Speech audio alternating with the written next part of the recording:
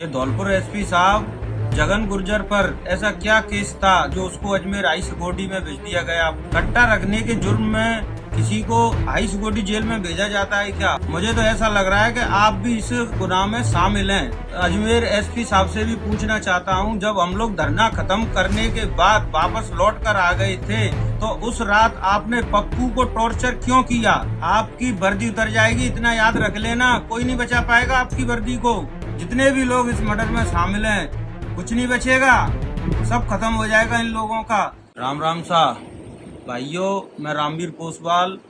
मैं जगन हत्याकांड के बारे में धौलपुर एसपी साहब से पूछना चाहता हूं कि धौलपुर एसपी साहब जगन गुर्जर पर ऐसा क्या केस था जो उसको अजमेर हाई सिक्योरिटी में भेज दिया गया, आपको हाई सिक्योरिटी जेल में भेज दिया गया।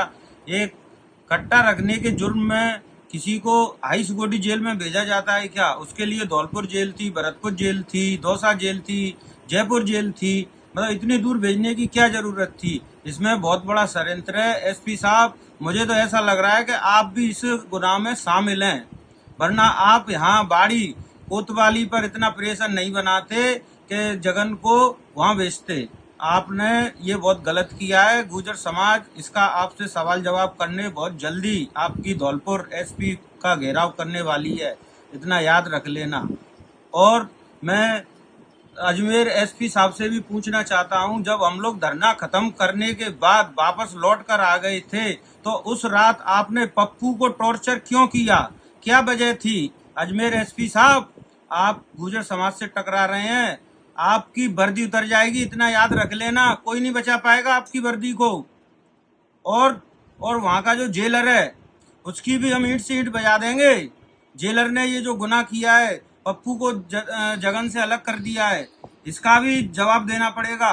आप भी नहीं बचोगे जेलर साहब। और वो कौन डॉक्टर है जिसने, चौधरी कोई डॉक्टर है जिसने जगन को गोलियां दी हैं और बेहोश किया है? जितने भी लोग इस मर्डर में शामिल हैं, कुछ नहीं बचेगा, सब खत्म हो जाएगा इन लोगों का। और भाइयों, जगन हत्याकांड जो होना था वो तो हो चुका है। कल हम रणनीति बनाएंगे बहुतीपुरा में, जगन की वहाँ रखी गई है बैठक। वहाँ सभी सर्व समाज के लोगों से अपील है कि आप सभी लोग वहाँ पहुँचें। कल वहाँ आगे क्या करना है इसकी रणनीति बनाई जाएगी। धन्यवाद।